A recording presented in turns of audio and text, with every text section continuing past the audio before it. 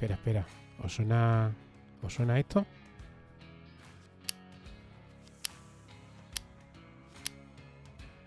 Los más viejunos seguro que sí lo recuerdan.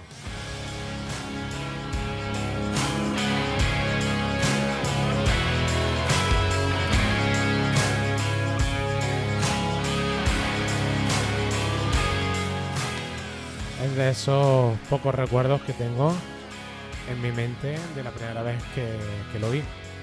Era en la casa de un amigo, iba a instalar un Unix en su PC y el instalador venía en discos de 3,5.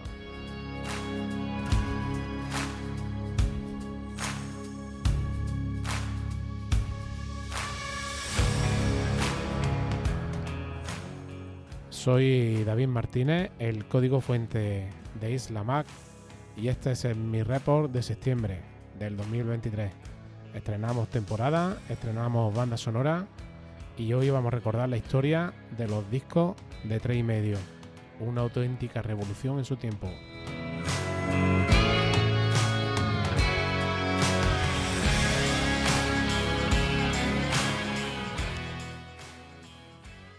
Pero ¿por qué os hablo del disco de 3,5 y no de otro? Muy sencillo. Fue mi disco, fue el disco de mi época. Aunque yo empecé con otro, con los famosos 5,25, tanto en FP como en casa de mi amigo, de mi primo Juan Ramón, que ya hablé alguna vez de él, en su Astra PC 1512. Durante años los disquetes fueron lo más parecido a un pendrive de ahora. Pero ¿cuándo surge esto? Para 1982 había una computadora Sony que la llevaba, y hasta hubo una HP y algún MSX, lo montó. También fue en 1982 cuando la MIC, o el Comité de la Industria del Microfloppy, adoptó el estándar de disco de 3,5 de Sony. Que Sony estaba desarrollando con unos pequeños cambios, y llegó la revolución del disquete. Pero antes del disco de 3,5 utilizábamos los disquetes de 5 pulgadas, de 5,25 pulgadas y de 8 pulgadas. Aún recuerdo mi inicio de uni en FP con un Seco INSA, un ordenador made in Spain, con 20 megas de disco duro, 2 disqueteras de 8 pulgadas, y vamos, el ordenador era del tamaño de una lavadora. Vamos, de hecho arrancaba con una llave, literalmente le daba la llave y arrancaba. Era maravilloso. Bueno, continúa. Estos eran de plástico flexible, parecido a un sobre, de esto de un sobre normal. En su interior había un disco magnético donde grababa los datos. Copiaba juegos, sistema operativo, más juegos. Pero tenía una gran pega: lo peligroso de perder la información. Al tocar el disco por la ventana que tenía para que la disquetera lo leyera, tenía una pequeña ventana oval, esto era un gran problema porque podías tocarlo y perder la información. Sony, que por aquellos tiempos, además de hacer los mejores Wallman, Discman y equipos de música, también hacía investigación y desarrollo en informática. Vendía sobre todo en Japón ordenadores, y se dio cuenta de que el disco de 5,25 ya no daba para más.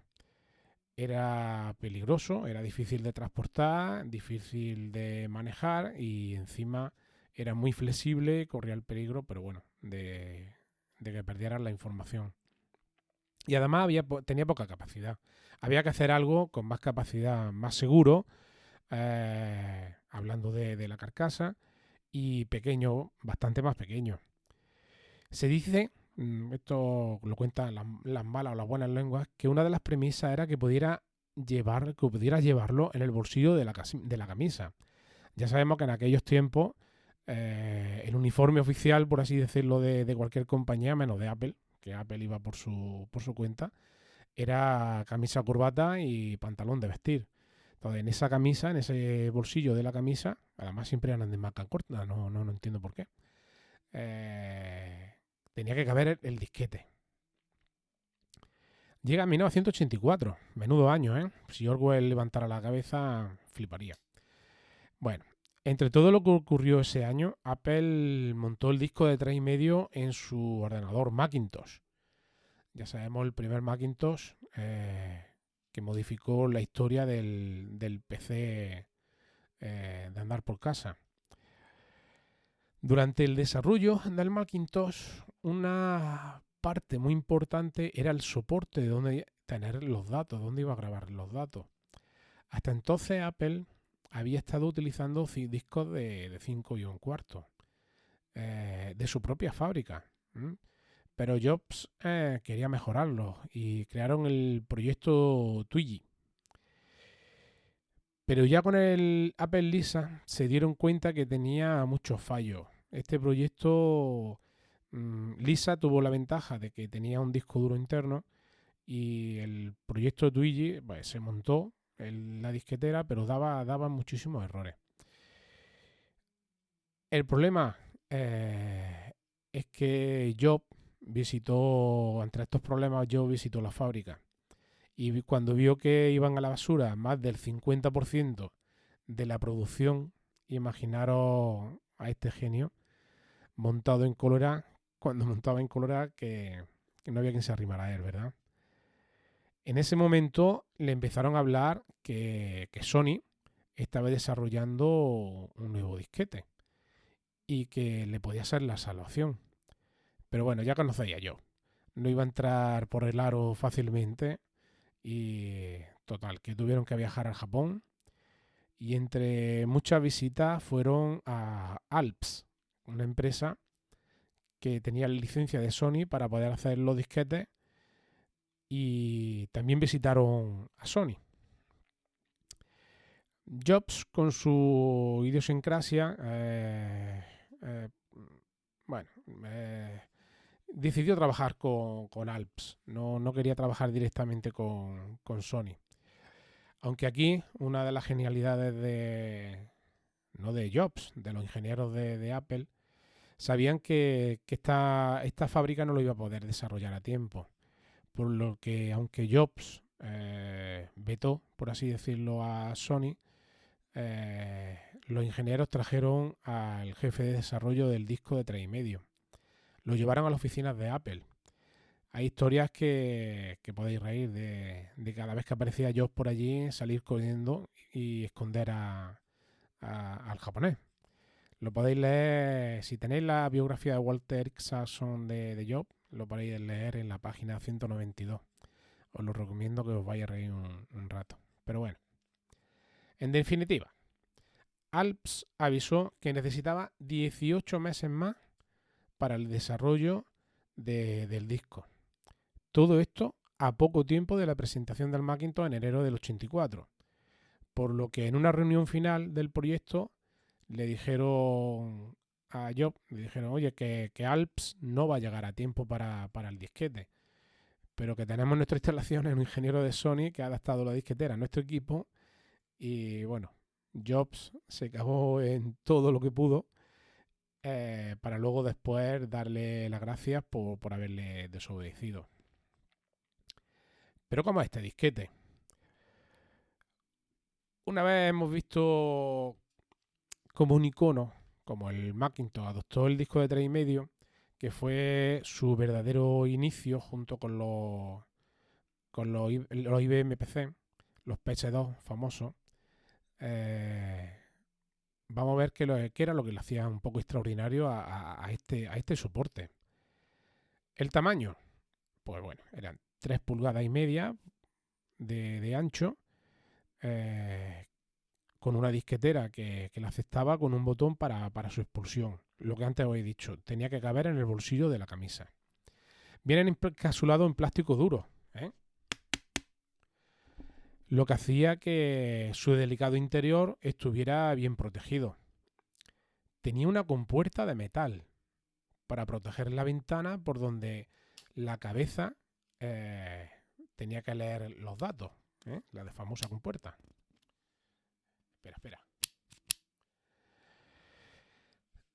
Espera. Esta compuerta le trajo, la verdad que fue de lo peor que tuvieron que desarrollar, vamos, peor, que le costó muchísimo trabajo porque al meterlo a la disquetera tenían el problema que al extraerlo muchas veces se doblaba la chapa metálica y se quedaba atrancada dentro. Yo he desmontado muchísimas disqueteras cuando trabajaba en Jung Ordenadores. He desmontado muchísimas disqueteras para poder sacar el disco e intentar recuperar la disquetera. No siempre lo conseguíamos, porque la mayoría de las veces moría también la cabeza lectora. Eh, ¿Qué más? ¿Qué más? ¿Qué más cuento del disco? La capacidad. Sony consiguió aumentar la densidad del disco. Es decir, eh, lo que cabía en un tamaño de 5,25, ¿vale? Pulgadas, tenía que entrar en uno más pequeño, de 3,5.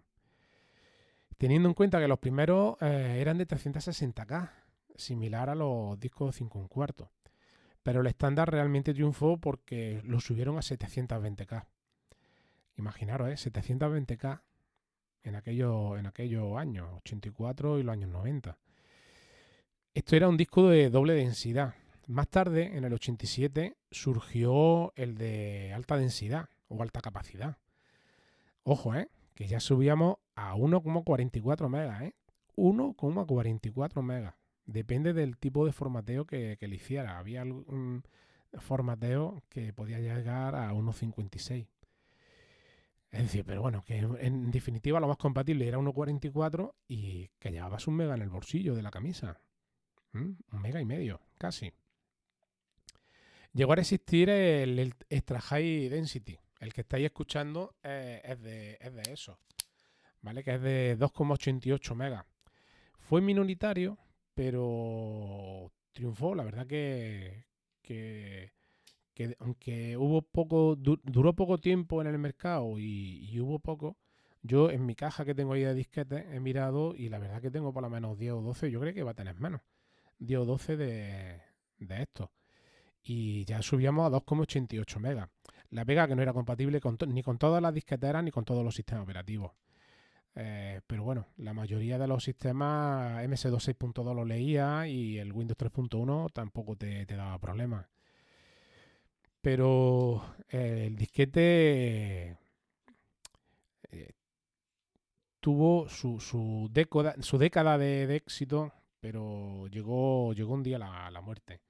La muerte le llegó con el Compact Disc, cuando ya empezábamos a hablar de más de 600 megas de capacidad.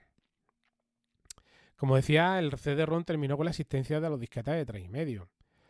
Mi primer ordenador, que fue un 286 clónico, con un disco duro interno de 20 megas y su disquetera tenía solo una disquetera de 1,44.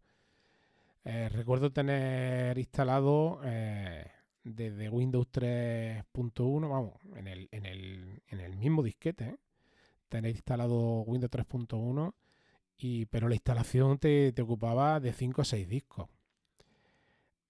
El MS2, llegar a casa de un amiguete y arrancar con tu propio MS2, con tus ficheros BAT, para poder en aquellos tiempos, pues bueno, yo hacía mis ejercicios de FP y podías ir a casa de cualquier compañero del instituto y metías tu disquete, arrancaba tu sistema operativo y tenías tu ordenador en cualquier sitio. Es decir, que eso de los pendrives con los sistemas operativos no es de ahora, esto viene de antes. Como decía al principio del podcast, recuerdo tener a uno de los compañeros y tenía la versión de Unix, no recuerdo cuál de todas, pero que la tenías cogida con goma, como si fueran cromo, con 20 discos, ¿vale? Para poder instalar Unix en los ordenadores. Esas cajas, ¿os acordáis de esas cajas de plástico con llave? Yo tengo ahí la mía, Esas cajas de plástico con llave en las que uno, como si fuera el fichero de una biblioteca, tenía ordenado todo tu software clasificado por juegos, sistema operativo, programas. Eh, Anda, dime que no tenía ese archivador, dime que no. Claro que lo teníamos, todos teníamos uno. Este disquete fue realmente el disco de los años 80 y 90. Aún conservo algunos, entre ellos el que traía mi MS2 de mi original 286. Ahí tengo disquetes que pone juegos, que pone trabajo de FP, el comando, ¿os acordáis del comando Discopy A2 A2, que era el más usado en aquellos tiempos para copiar el contenido de un disco a otro a través de utilizando la propia memoria RAM? O el Xcopy, que era súper rápido para hacer esas copias. Os invito a ir a vuestro trastero, como nos dice el periodista. Buscar algún disco, enseñárselo a vuestro hijo y alucinarán. Yo lo he hecho y lo han mirado como diciendo, ¿pero qué me cuentas? ¿Esto qué es? ¿Esto para qué sirve? ¿Esto dónde? ¿Qué hago con esto? ¿Sabes? Os vais a reír un montón. Yo lo he hecho y os lo recomiendo.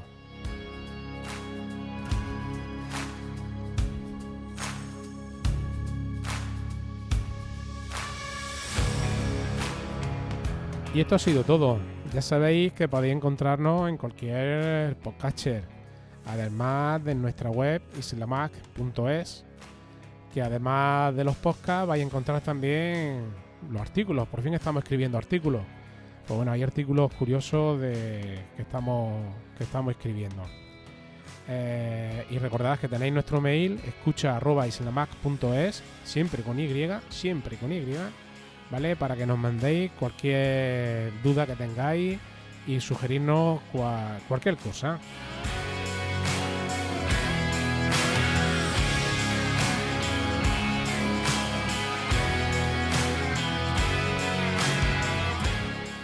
Y nada, deciros que esta nueva banda sonora se llama Dark Country Rock de Mood Mode. Sleep by, compañeros.